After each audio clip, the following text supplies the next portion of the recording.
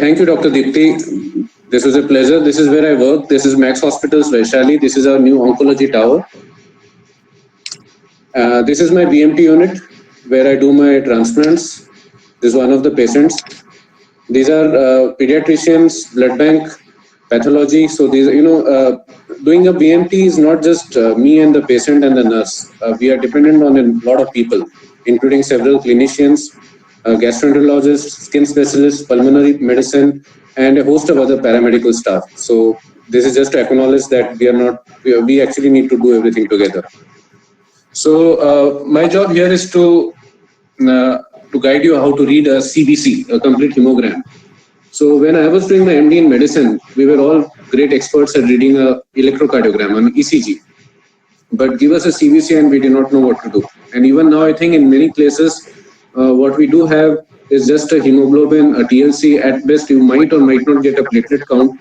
Things are improving. Many places a Coulter counter is available and people are able to access a complete hemogram. It is important that when you get a complete hemogram, you should also have a good peripheral smear, but that might or might not be available. So what I'm going to do today is to guide you through a few case examples, how you can arrive at a certain diagnosis, at least, when you're certain common cases that might come to you in gynecology, certain clinical features might come to you in gynecology, and what you could do by just looking at the hemogram and trying to make some kind of a diagnosis.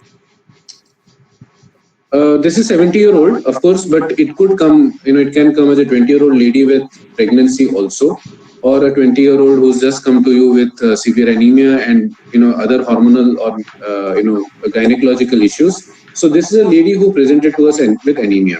I presented this case just to highlight various examples of various headings which would come in a hemogram.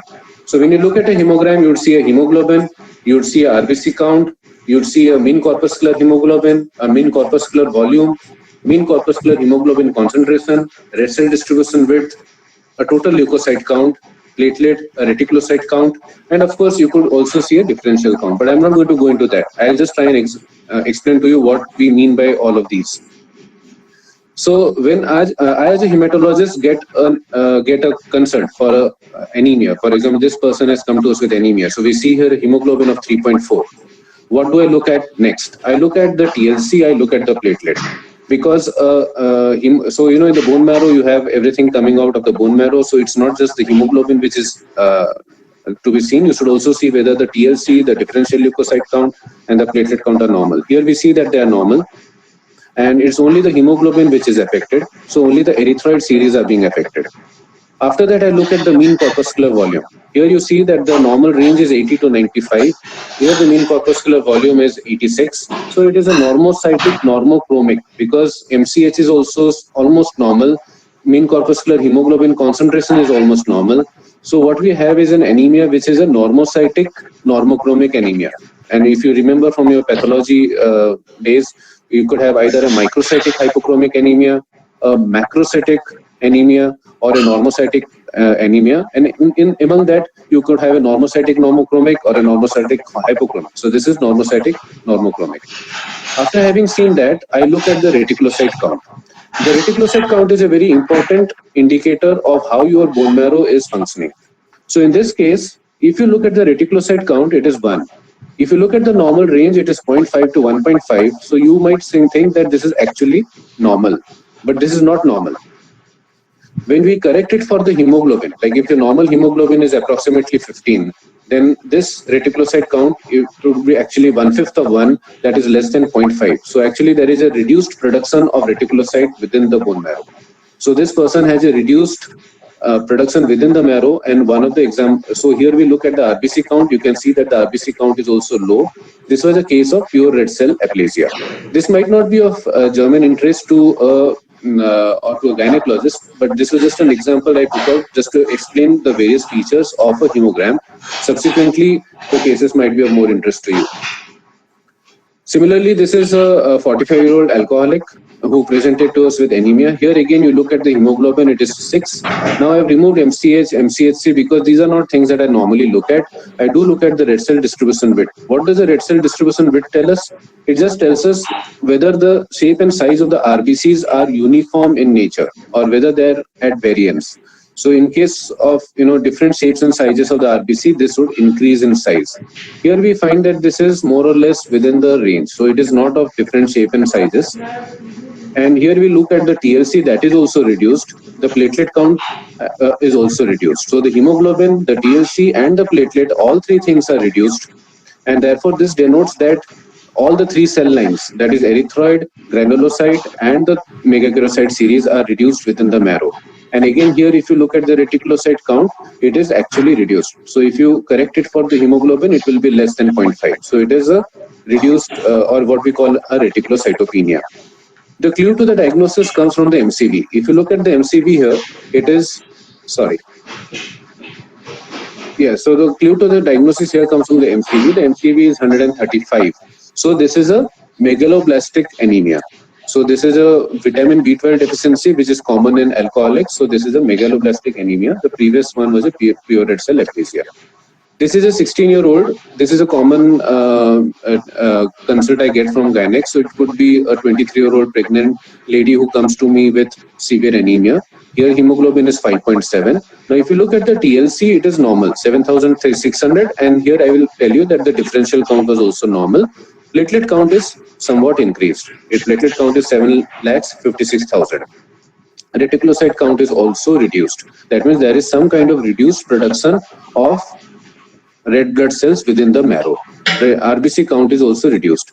Clue to the diagnosis again comes from the mean corpuscular volume. It is 72. So that is a microcytic kind of a blood picture. And here if you look at the red cell distribution width, it is increased 39 to 46. Here it is 62. So there appears to be some degree of variation in the shape and sizes of the RBCs, most of which are microcytic in nature. So this was a case of iron deficiency anemia. So in iron deficiency anemia, you will have microcytic hypochromic anemia. And additionally, many of these patients with iron deficiency anemia could have a reactive kind of a thrombocytosis. And the best way to give treatment is to give iron. 42-year-old who presented with anemia and a cortical venous sinus thrombosis. Here again, if you look, the mean corpuscular volume is 67. PLC count is 7,600. The platelet count is 7,80,000. Again, this is a case of a iron deficiency anemia. Iron deficiency anemia in a 42-year-old who's presented with cortical venous sinus thrombosis. So as a hematologist, I look at other causes for the thrombosis. This patient was a case of pure of paroxysmal nocturnal hemoglobinuria, who also presented with anemia. Paroxysmal nocturnal hemoglobinuria can also present with a thrombosis and an iron deficiency anemia because of hemosiderin loss within the urine. 23-year-old person who presented with anemia, fever, and jaundice. Now look at here that here the hemoglobin is 4.5. RBC count appears to be normal. It is actually 4.7. Here the MCV is 104. So there is some kind of a macrocytic kind of a blood picture. TLC is normal, the platelet count is normal. Red cell distribution width is somewhat increased. So that means there are some amount of varying shapes and sizes of the RBCs which are seen in these, which is seen in this patient. So what would be causing the anemia? So the TLC and platelet are fine. It is only anemia which is there. And here if you look at the reticulocyte count, it is 20. 0.5 to 1.5. Even if you correct it for the hemoglobin that has come here, it is still very high. It is approximately 7 or 8 if you correct it for the hemoglobin. So this was a case of autoimmune hemolytic anemia who presented to us with indirect hyperbilirubinemia. The fever was actually of very low grade, might have been because of the sudden fall in the hemoglobin. So autoimmune hemolytic anemia, the treatment is steroids. 23-year-old female pregnant. Otherwise, the hemoglobin was 9.5, TLC is 5,600, platelet count is 2,17,000, reticulocyte count is also normal, 2.3. If you correct it for the hemoglobin, it would be normal. Here you look at the RBC count, it is increased, it is 5.8. So that means there is a increased production of blood cells within the marrow. The bone marrow appears to be hypercompensating for something which is happening within the body. The clue comes from the MCV, which is 57. And if you look at the red cell distribution bit, which is fairly normal, that means all the RBCs which are being produced within the marrow are of the same shape and size.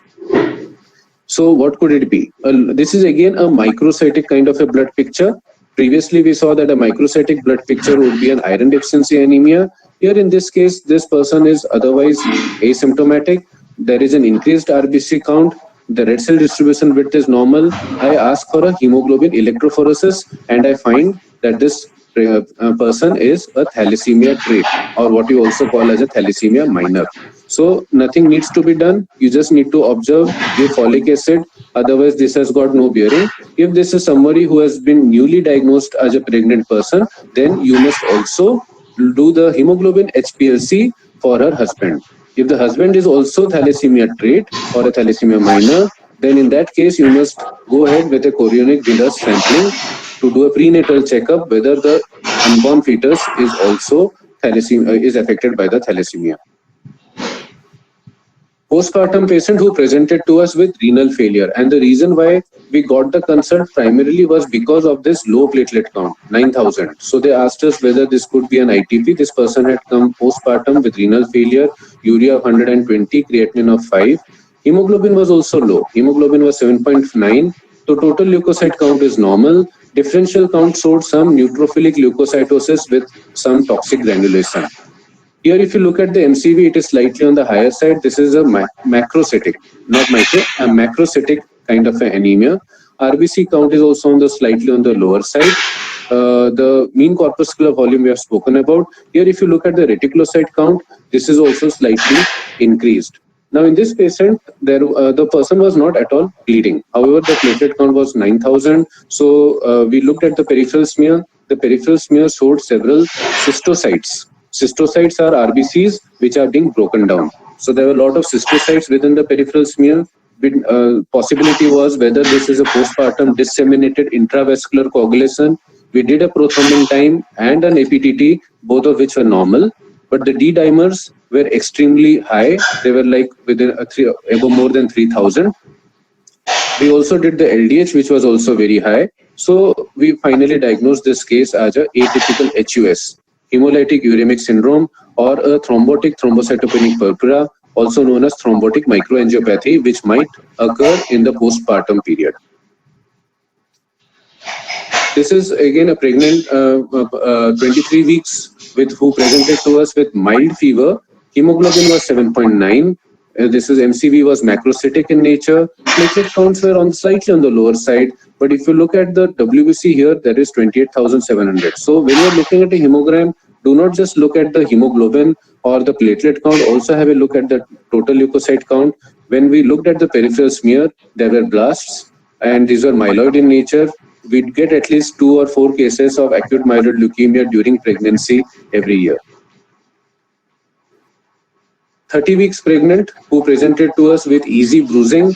Here you look at the hemoglobin of 11.9, platelet count of 9,000, TLC was 8,700, and CV was 90.6. So this is just a normocytic normochromic anemia. This could be very much in tune with a pregnant status. So there is nothing abnormal so far the hemoglobin was concerned, but the platelet count was low. We looked at the peripheral smear. There were no abnormal cells. There were no leukemic cells. So this was most likely to be a case of immune thrombocytopenia. As such, the guidelines suggest that if there is nothing else, no lymphadenopathy, no splenomegaly, no hepatomegaly, and there's just thrombocytopenia, isolated thrombocytopenia, one need not do a bone marrow. But in our kind of a scenario in this country, if you do not have access to a good peripheral smear, it might be a good idea to do a bone marrow examination, because otherwise you might miss cases like leukemia, which might also cause a similar blood picture. Now, since this is a COVID season, I must put up a case which came to us. So this was a postpartum LACS. LACS was done because of oligohydramnios, and the call was given to us because the platelets were low. So hemoglobin of 8.5, the TLC count was unremarkable, the differential count was unremarkable, there was no slight lymphopenia. No atypical lymphocytes were seen on the peripheral smear. MCV was 105. So again, this is a kind of a macrocytic kind of a blood picture. The main worry was for the platelet count. Reticulocyte count was also slightly increased. And then when we did a peripheral smear, we did see a few cystocytes. Now cystocytes again, because of RBC breakage, so we went ahead and did a prothrombin time and an APTT. They were also increased. PT was 19 and APTT was 57. So both PT and APTT were increased. D-dimer was raised. Platelet counts were low. So this was again a case of disseminated intravascular coagulation postpartum. Incidentally, the COVID was sent for this patient and that turned out positive. I'm not sure if there are reports where COVID has been associated with a disseminated intravascular kind of a picture, but I do believe that those are cases which were more sick to begin with, more were probably on ventilator. Here, I'm not sure that the disseminated intravascular coagulation was related to the COVID. I had checked in on the patient today. She was otherwise asymptomatic. Platelet counts were also improving. So this was definitely, the DIC was possibly related to something to do with the pregnancy rather than the COVID. So the blood is a very special type of organ. I did not put in more slides. I thought this would, I'll take more questions and try and explain the hemogram that I had put up. Thank you.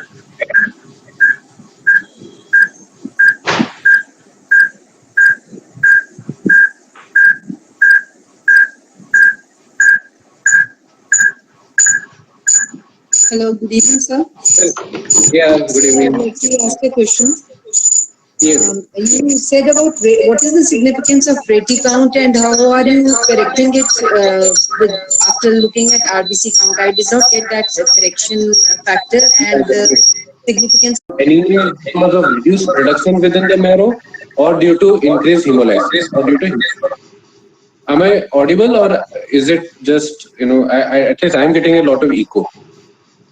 Yes, audible, sir. Okay, great. Yeah. So this person has got a hemoglobin of 3.4. If you look at the reticulocyte count here, it is 1. Now, if you look at the range, it is 0.5 to 1.5. So it appears as if the reticulocyte count is within the normal range. And one would think that the bone marrow is producing sufficient amount of RBCs. But for the hemoglobin of 3.4, the bone marrow should have been much more hyperactive.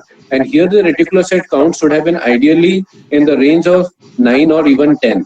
It just shows that the reticulocytes are basically the more immature RBC fracture. So if the bone marrow is very hyperactive, then it sends out more and more immature RBCs into the circulation, and this would present as an increased reticulocyte count. In this person, the reticulocyte count is just 1. When I talked about the correction, what we do, a corrected reticulocyte count is equal to the hemoglobin divided by the estimated hemoglobin. So we always say the estimated hemoglobin is 15.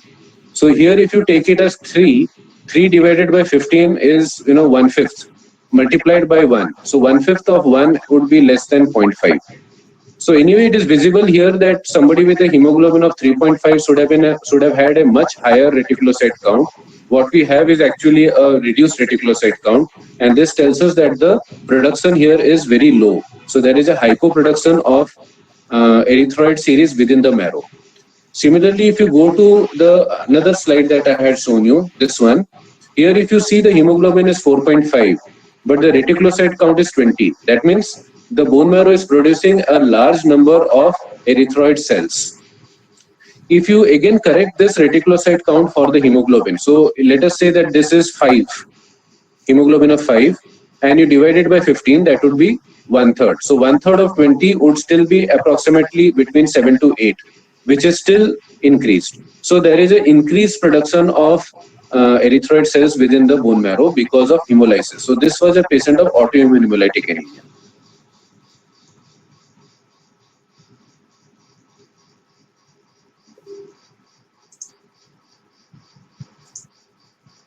Hello. Sir, there is one. Yeah, sir, there is one question in chat box. Can I read it?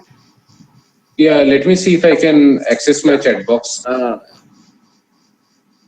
Dr. Shama Batra, Yeah. she is asking, what about PCV? Can we have to see it or not? Yeah, so see, PCV, that's a wonderful question. I did not put PCV here because PCV, packed cell volume, is just another way of looking at hemoglobin. If you remember from our MBBS days, we used to use something called a Westergen's tube. And, we used to run it in the centrifuge and read that value on that. So that was the PCV. PCV and hemoglobin have a 1:3 ratio. So, like for example, on this slide, you can see hemoglobin of 4.5. The PCV in this person would be 3 times this. So, this would be approximately 13. You can look at the PCV if you wish to. Now, next time you look at a hemogram, just look at the PCV. Let me just see if I can pull out a hemogram from my tabletop here. I'll have to log into my system. But next time you look at a hemogram, just look. So the hemoglobin is 1/3 the PCV.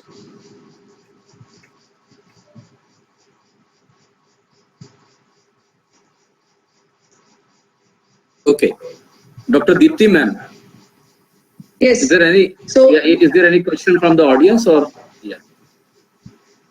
So from my audience, anyone, it was a wonderful thing. The best part, Doctor, what you described was how do you interpret reticulocyte count?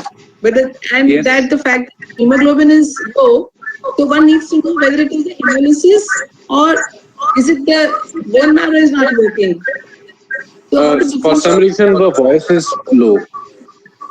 Hello. Hello. Dr. Praveen Gupta, please mute your phone. Dr. Praveen Gupta, will you please mute your phone? Because a lot of people is. Yes, Yeah, I Dr. can. Deepti. I put the phone to my ear, so I think I should be able to hear. Yes. So, Doctor, the interpretation of reticulocyte count, which tells you whether Yes. the bone marrow is working or not. So that was something I think very Not necessarily Huh. bone marrow per se, but rather the Yes. erythroid part. So you can have a very low reticulocyte count, like in a pure red cell aplasia. So this is primarily for the erythroid series, not for the WBC and the megakaryocyte series. Okay, So so it in a tells case you of pure red cell aplasia, you can have a very low reticulocyte count, but the WBC count and the platelet count would be normal. And in that case, the reticulocyte count would be low, like in the first case. Like I will just bring back the first case onto the slide. So this was the Yes. first case that I had.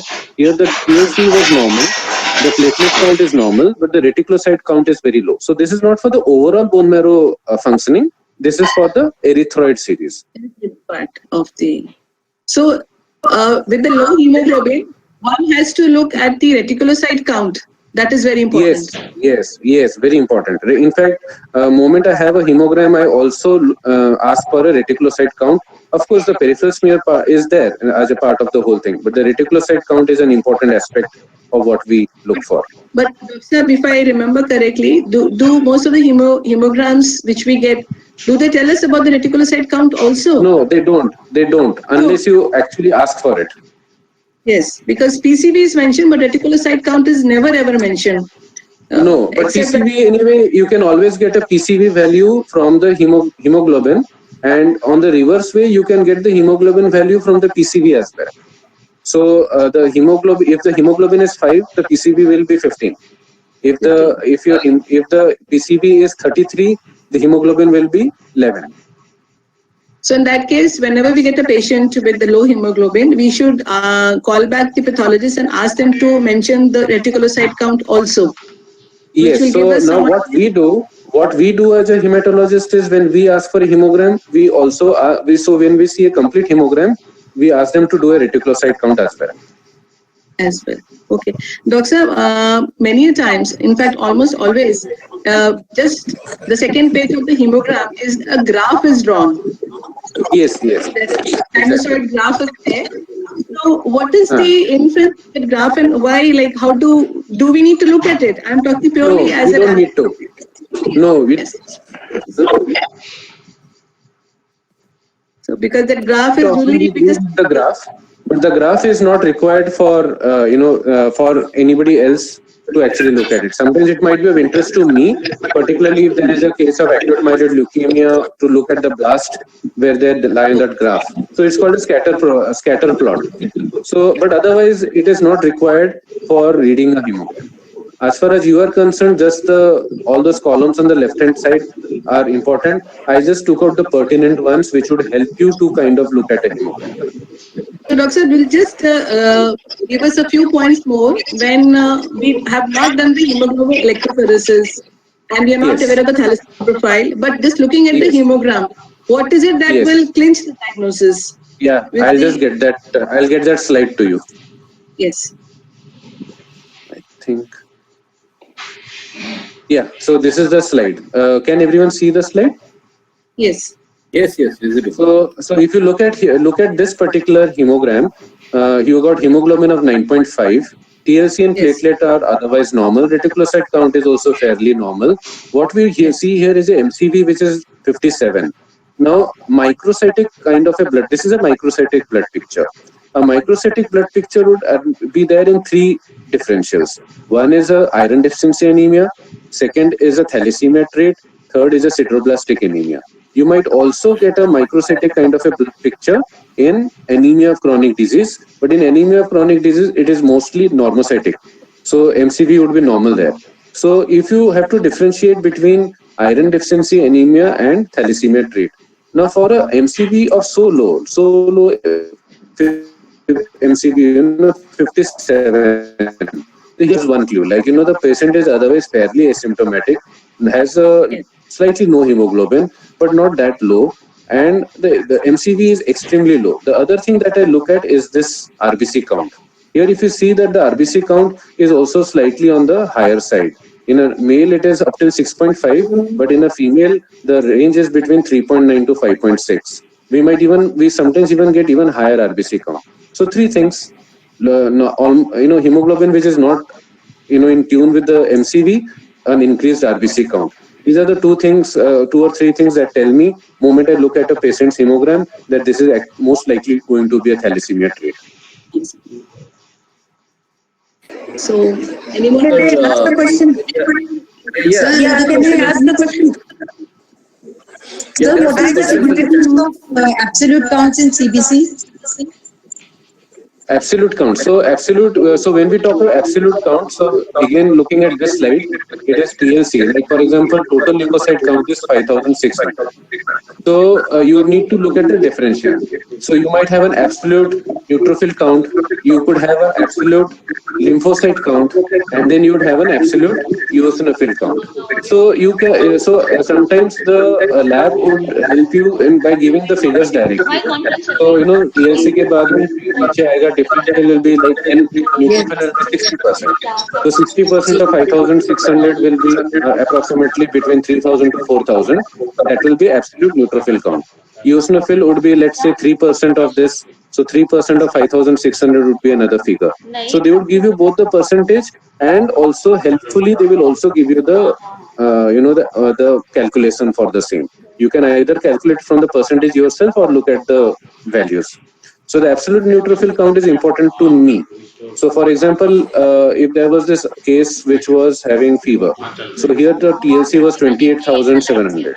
So if the lymphocytes in this were like 70% of these were lymphocytes, with somebody who has got hemoglobin is low, platelet count is 1,10,000, 70% lymphocytes, so an absolute lymphocyte count of say more than 14,000 or 15,000, I immediately start thinking that this could be some kind of blast must be there. Abnormal cells are there in the peripheral smear.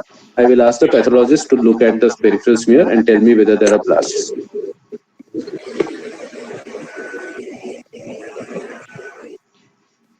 Dr. Manju Sharma has a question. We have seen many patients having absolute lymphocyte increase. Rest all is normal. So what is the significance of picture? So within a certain range, up till in children, you might have a slight lymphocytosis could be there. Lymphocytosis could also be there because of pregnancy. But otherwise, if it is within, if the peripheral smear does not show you any kind of atypical lymphocytes or abnormal cells, then it is not to be worried about. So if somebody has got a fever or a viral fever, you might have some lymphocytosis. And then the peripheral smear might also show you some reactivated lymphocytes. But we definitely see patients who come to us with, they say कि lymphocytosis hai. So if the range is between 36 to 47%, just by seeing a little 52%, one does not really worry about that. So one has to look at the peripheral smear with such kind of a picture. Peripheral smear is important. Yes, absolutely. Dr. Praveen has a question, Doctor. What does RWCB and RWSD signify? So RDW, so this is red cell distribution width. So this red cell distribution width, CV, coefficient of variation, and this is red cell distribution width, standard deviation. Both of them are the same thing. Both of them denote the same thing. You can look at either the coefficient of variation or the standard deviation. So this tells us, I mentioned this earlier on into the meeting. So this basically tells us whether all the RBCs which are being produced into the peripheral circulation without even looking at the peripheral smear, whether they are of a uniform shape and size. So for example, let us look at this particular patient. Here the red cell distribution width is slightly increased. Like, here the range would be between 36 to 39 to 46. Here it is 62. There's something wrong here. To be cut copy paste mein thoda problem ho gaya. Let me just see the other patient who had come to us with jaundice. Yeah, this one. So for example, if you look at this particular case, here the red cell distribution width should have been between 39 to 46. It is 63. It tells me, without even looking at the peripheral smear, that there is a large variation in the shape and sizes of the RBCs. That is all it tells us. So let us say if somebody has got microcytic blood picture because of iron deficiency anemia, and the pathologist tells you that the peripheral smear shows anisopoikilocytosis or anisocytosis. So when that is, so anisocytosis or anisopoikilocytosis on a hemogram is denoted by the red cell distribution width. It just tells us the different shape and sizes. It just tells us that the peripheral smear would have RBCs of the uniform shape and size. And if it is increased, then it is basically there is a lot of variation. So it could happen in megaloblastic anemia also. In megaloblastic anemia, you would have several RBCs which are very large in size and some RBCs which would be of a normal size. In iron deficiency anemia, most of them would be microcytic, some of them could be normal. And in this case of autoimmune hemolytic anemia, this was a case of autoimmune hemolytic anemia with the reticulocyte count was 20. The lot of RBCs which are spherical in shape and they are of different shape and sizes. Small spheres, big spheres. Thank you, Doctor. So Dr. Manju has one more question. One of my pregnant patients had raised serum ferritin. What does it signify? Yes. A raised serum ferritin only means that your iron is high. Like one of the things would be, I would ask the patient, so just by a ferritin, I will not be able to tell you anything. So I need more clinical details. So whether this patient had any fever, whether this patient had any joint pains, look at the hemogram, whether this patient was anemic. So if this patient was anemic, then has this patient received IV iron or oral iron over a period of time? So any lab test cannot be taken in isolation. I need to know how much ferritin it is. Like if you tell me the ferritin of 3000, that is a different connotation. If you tell me that the ferritin was just about 200 or 300, that's okay. It might be because the patient was taking iron. But if it is 3000, then I'm worried that whether this patient is septic, whether this patient is hemophagocytosis. So I need to get more details. So if Dr. Manju has, she can add on to her question, maybe then Dr. Mishra can answer you better. Yeah, I mean, if you can tell us about that particular case and the values, then it would be helpful. Ferritin is otherwise an acute phase reactant. So, any patient with like ferritin, platelets, CRP, C-reactive protein, LDH, these are all acute. These are what we call as acute phase reactants. So if you have any kind of an inflammation or an infection or a sepsis, these could be increased, like an ESR. Otherwise, this comes under the same category of investigations. But it is an important test, and it tells me a lot of things. Like today, I have got a case of TTP in the ward, so the ferritin would be very high. Or I have got a hemophagocytic lymphocytic histiocytosis. The ferritin is 6200. So I can, monitor that ferritin count and tell them that whether they're improving or not. So yes, I would need more clinical details to help you there. So she has answered that yes, the patient had recently had intravenous iron infusion. She was thalassemia Yes. minor. So So thalassemia minor, if she was not actually iron deficient and if she has received an IV iron, then your ferritin would be high because the body wouldn't know what to do with it. And even then ferritin can be high even in somebody who was iron deficient, and when you have given IV iron, if you may do the ferritin soon after that, you might get an increased ferritin. So if I am Dr. Vandana, if hemoglobin is on the higher side and Yes. the TLC count is also on the higher side, so what does this signify? So we take TLC So count as an hemoglobin, infection you or mean a not. high hemoglobin and a high TLC. So that doesn't mean anything.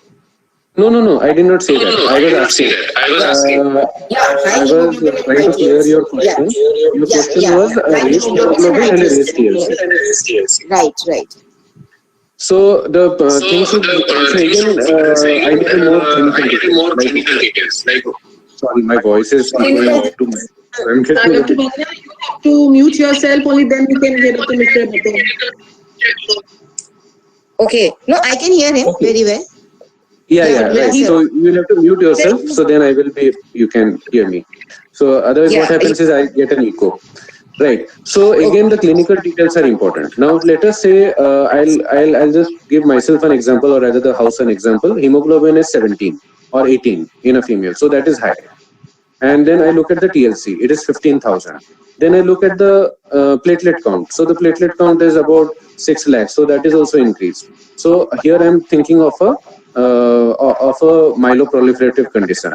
So myeloproliferative condition could be either a polycythemia vera, it could even be CML, it could also be essential thrombocytosis. So once again, I would ask Dr. Vandana if she is remembering something, if she can help me out with more clinical details, I would be able to tell us what this particular case would denote.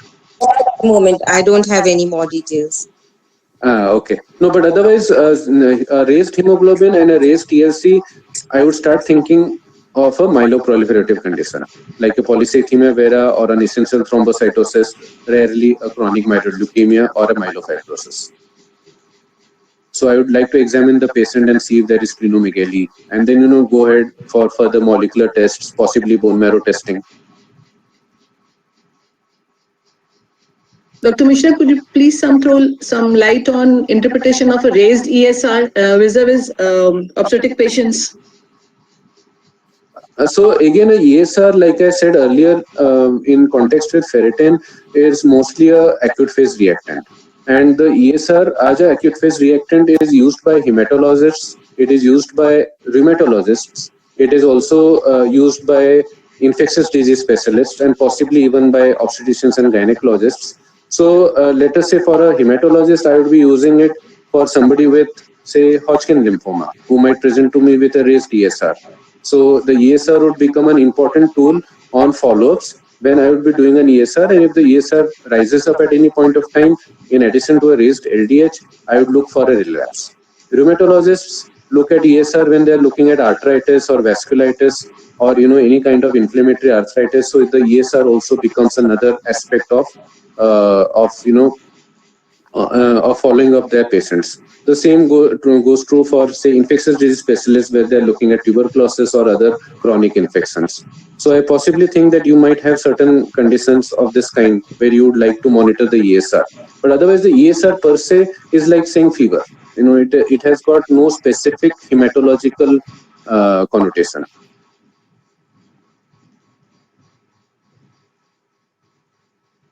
So, any more questions from our viewers?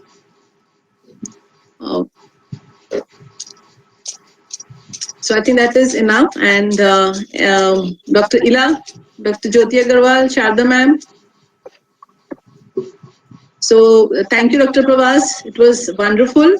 And thank you so much. As I heard about you, true to what I heard about you, great academician. And it was really wonderful, and we hope to invite you again with another interpretation of another test for obstetrician. Thank you so much, doctor. Thank you so much. Absolutely. Thank you so much. Bye.